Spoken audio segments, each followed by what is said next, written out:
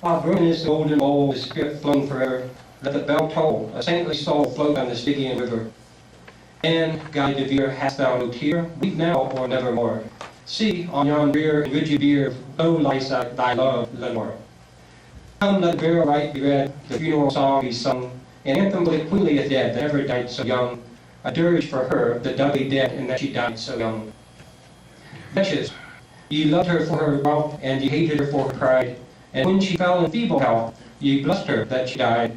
How shall the ritual then be read, the requiem how be sung, by you, by yours, the evil eye, by yours, the slanderous tongue, that did to death the innocent that died, and died so young? Peccavimus, yet rave and not thus, but let a Sabbath song go up to heaven, but let a Sabbath song go up to God, so solemnly the dead may feel no wrong. The sweet Lenore hath gone before, with hope that flew beside, leaving thee wild for thy dear child that should have been thy bride.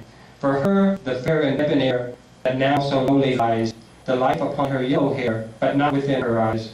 The life still there upon her hair, the death upon her eyes. Avant, avant to friends from fiends to indignant ghosted driven, from hell unto a high estate within an utmost heaven, from moan and groan to a golden throne beside the King of heaven. Let no bell toll, then, lest her soul in its hallowed mirth should catch the note as it doth float up from the damned earth. And I, tonight, my heart is light, no dirge do I ever rise, but waft the angel upon her flight with paean of old days. Little.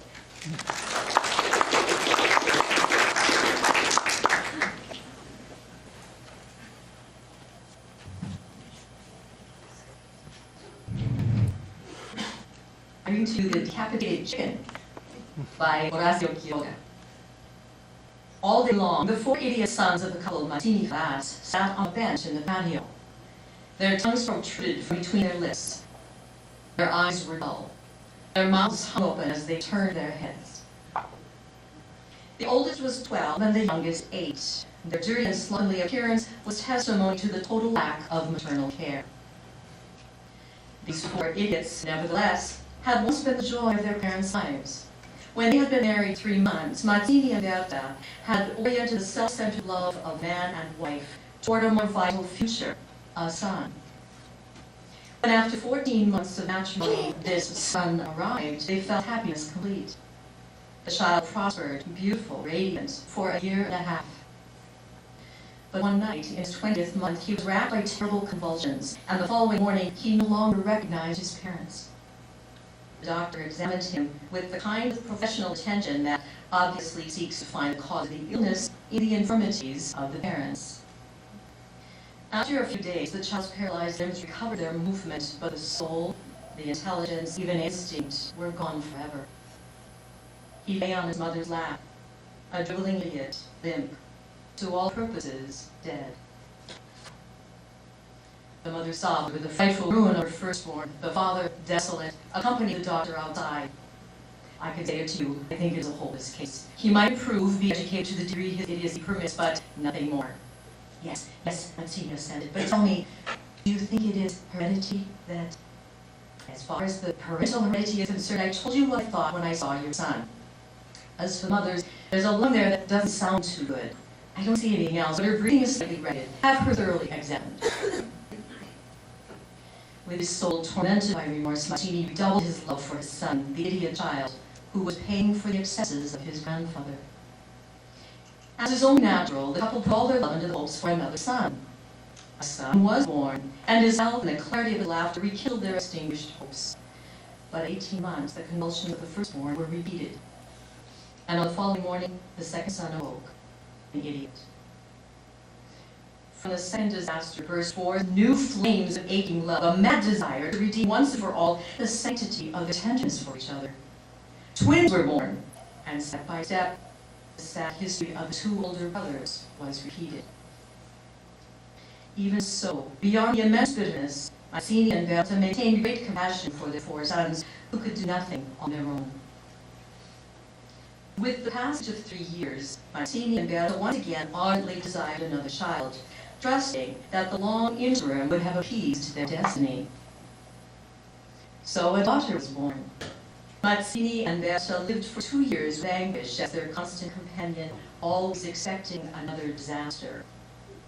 It did not occur. However, The parents focused all their contentment on their daughter, who took advantage of their indulgence to become spoiled and very badly behaved. So Bertisa celebrated her 4th birthday, and that night, as a result of the sweets her parents were incapable of denying her, the child had a slight chill and fever. And the fear of seeing her die, becoming an idiot, opened once again that ever-present wound for the parents. For 3 hours, they did not speak to each other until finally Mazzini's swift pacing served as a motive. My God, can't you walk more slowly? How many times? All right, just forget. I'll stop. I don't do it on purpose. She smiled, disdainful. No, of course, I don't think that of you.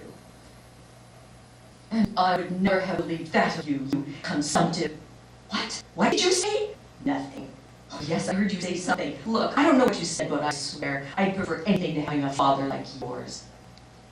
Mazzini turned pale. At last, he muttered between clenched teeth, at last, you fighter, you said what you wanted to. Yes, a fighter, yes. But I had healthy parents, you hear? Healthy. My father didn't die in delirium. I could have had sons like anybody else's. Those are your sons, those 4.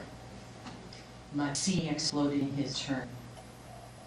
It continued with increasing violence until a moan from Bertisa instantly sealed their lips. By 1 o'clock in the morning, the child's light indigestion had disappeared, and, as inevitably happens with all young married couples who have loved intensely, they effected a reconciliation, all the more effusive for the infamy of the offenses. A splendid day dawned. At 10, they decided that after lunch they would go out. They were pressed for time, so they ordered the servant to kill a hen. The brilliant day had drawn the idiots from their bench, so while the servant was cutting off the head of the chicken in the kitchen, bleeding it parsimoniously, she thought she sensed something like breathing behind her.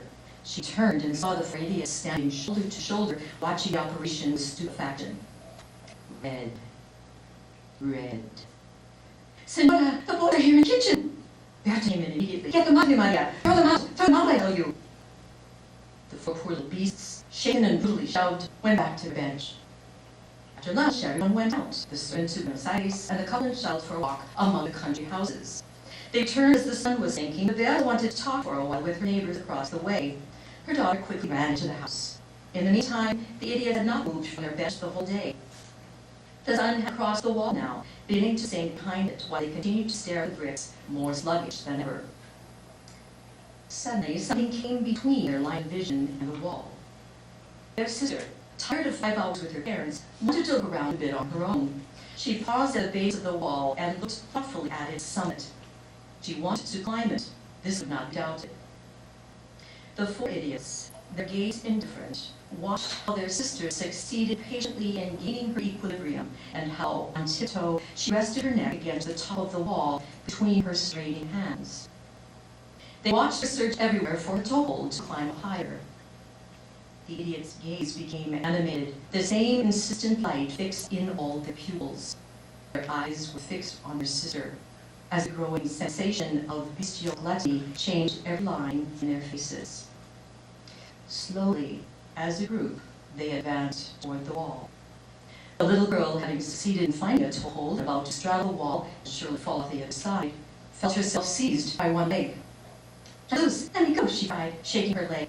She was captive. "Mama, oh Mama, Papa!" she cried imperiously. She tried still to cling to the top of the wall, but she felt herself pulled, and she fell. "Mama, oh Mama!" She could cry no more. One of the boys squeezed her neck, parting her curls as if they were feathers, and the other 3 dragged her by one leg toward the kitchen where, that morning, the chicken had been bled. Holding her tightly, they drew the life out of her second by second. Mazzini, in the house across the way, thought he heard his daughter's voice. "I think he's calling you," he said to Berta. They listened, uneasy, but heard nothing more. Even so, a moment later they said goodbye, and while Berta went to put up her hat, Mazzini went into the patio. "Bertita?" No one answered. "Bertita?" He raised his already altered voice. The silence terrified his heart, and a chill of horrible presentiment ran his spine. "My daughter, my daughter!" He ran frantically toward the back of the house, but as he passed by the kitchen, he saw a sea of blood on the floor. He violently pushed open the half-closed door and uttered a cry of horror. Berta, who had already started running when she heard Matsini's anxious call, cried out too. But as she rushed toward the kitchen, Matsini stood in her way, holding her back. "Don't go in. Don't go in."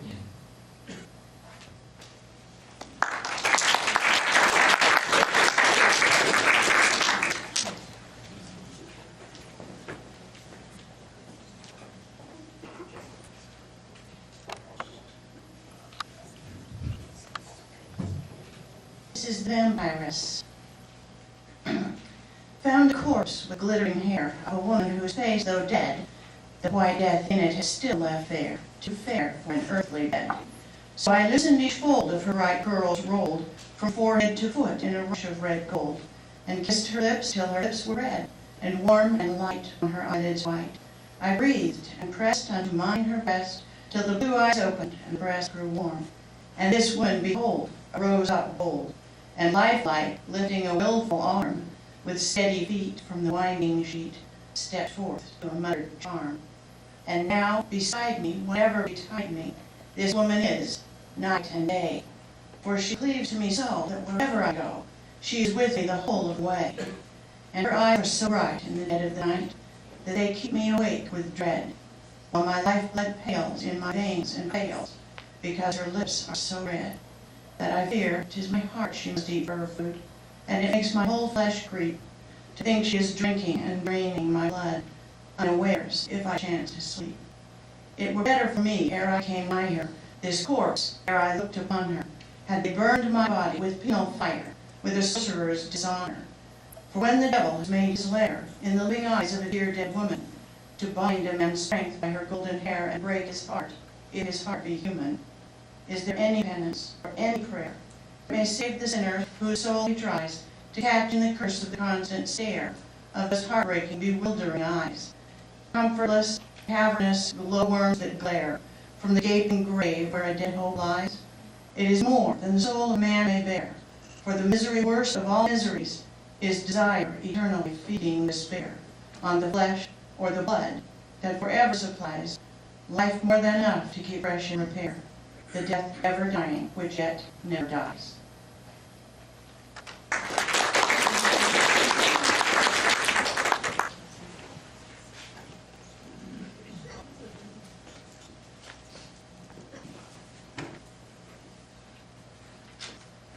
Saki's The Interlopers. In a forest of mist growth somewhere on the eastern spurs of the Carpathians, a man stood one winter night, watching and listening, as though he waited for some beast of the woods to come within the range of his vision, and later of his rifle. But the game for whose presence he kept so keen an outlook was none that figured in the sportsman's calendar as lawful and proper for the chase. Ulrich von Gravitch patrolled the dark forest in quest of a human enemy. The forest lands of Gravitch were of wide extent and well stocked with game. The narrow strip of precipitous woodland that lay on the outskirts was not remarkable for the game it harbored, the shooting it afforded, but it was the most jealously guarded of all the owner's territorial possessions. A famous lawsuit in the days of his grandfather had wrestled it from the illegal possession of a neighboring family, of petty landowners. The dispossessed party had never acquiesced in the judgment of the courts, and a long series of poaching affrays and similar scandals embittered the relationships between the families for 3 generations. The neighbor feud had grown into a personal one since Ulrich had come to the head of his family. It was a man in the world whom he detested and wished ill to. It was George Zanin, the inheritor of the quarrel, and the tireless game snatcher and raider of the disputed border forest. The feud might perhaps die down or have been compromised if the personal ill will of 2 men had not stood in the way. As boys, they had thirsted for one another's blood. As men, each prayed that misfortune might fall on the other. And this wind-scorched winter night, Ulrich had banded together his foresters to watch the dark forest, not in quest of 4-footed quarry, but to keep a lookout for the prowling thieves whom he suspected of being afoot from across the land boundary. The roebuck, which usually kept in sheltered hollows during a storm wind, were running like driven things tonight, and there was movement and unrest among the creatures that were wont to sleep in the dark hours. Assuredly, there was a disturbing element in the forest, and Ulrich could guess the quarter from which it came. He strayed away by himself from the watchers whom he had placed in ambush on the crest of the hill, and wandered far down the steep slopes amid the wild tangle of undergrowth, peering through the tree trunks, and listening to the whistling and the surging of the wind and the restless beating of the branches for sight and sound of the marauders. If only on this wild night, in this dark, lone spot, he might come across George Deneen, man to man, with none to witness. That was the wish that was uppermost in his thoughts. And as he stepped round the trunk of a huge beech tree, he came face to face with the man he sought. The two enemies stood glaring at one another for a long, silent moment. Each had a rifle in his hand. Each had hate in his heart and murder uppermost in his mind. The chance had come to give full play to the passions of a lifetime. But a man who has been brought up under a code of restraining civilization cannot easily nerve himself to shoot down his neighbor in cold blood and without words spoken except for an offense against his heart and honor. And before the moment of hesitation had given way to action, a deed of nature's own violence overwhelmed them both. A fierce shriek of storm had been answered by a splitting crash over their heads, and ere they could leap aside, a mass of falling beech tree had thundered down on them. Ulrich von Gradwitz found himself stretched on the ground, one arm numb beneath him, and the other he held almost as helplessly in a tight tangle of forked branches, while both legs were pinned beneath the falling mass. His heavy shooting boots had saved his feet from being crushed to pieces, but his fractures were not as serious as they might have been. At least it was evident that he could not move from his present position till someone came to release him. The descending tree had slashed the skin of his face, and he had to wink away some drops of blood from his eyelashes before he could take a general view of the disaster. At his side, so near that under ordinary circumstances he could almost have touched him, lay George Deneen, alive and struggling, obviously as helplessly pinioned down as himself. All round him lay a thick-strewn wreckage of splintered branches and broken twigs. Relief at being alive and exasperation in his captive plight brought a strange medley of pious thank offerings and sharp curses to Ulrich's lips. George was nearly blind with the blood which trickled down his eyes, stopped his struggling for a moment to listen, and then gave a short, snarling laugh. "So, you're not killed, as you ought to be, but you're caught anyway," George cried. "Caught fast. Oh, what a jest. Ulrich von Gradwitz sneered in his stolen force. There's real justice for you." And he laughed again, mockingly and savagely. Ulrich replied, "I'm caught in my own forest land. When my men come to release, as you wish perhaps that you were in better plight than caught poaching on a neighbor's land. Shame on you." George was silent for a moment. Then he answered quietly, "Are you sure that your men will find much release? I have men, too, in the forest tonight, close behind me, and they will be here first and do the releasing. When they drag me out from under those damned branches, it won't need much clumsiness on your part. Their part to roll this massive trunk right over on top of you. Your men will find you dead under a falling beech tree. For form's sake, I will send my condolences to your family." Ulrich replied, "It's a useful hint. My men had orders to follow in 10 minutes' time, 7 of which must have gone by already. And when they get me out, I will remember the hit, only as you will have met your death poaching on my lands. I don't think I can decently send a message of condolences to your family." "Good!" snarled George. "Good! We fight this quarrel not to the death, you and I, and our foresters, with no cursed interlopers to come between us. Death and damnation to you, Ulrich von Gradwitz. The same to you, George Deneen, forest thief, game snatcher." Both men spoke with the bitterness of possible defeat before them, for each knew that it might be long before his men would seek him out.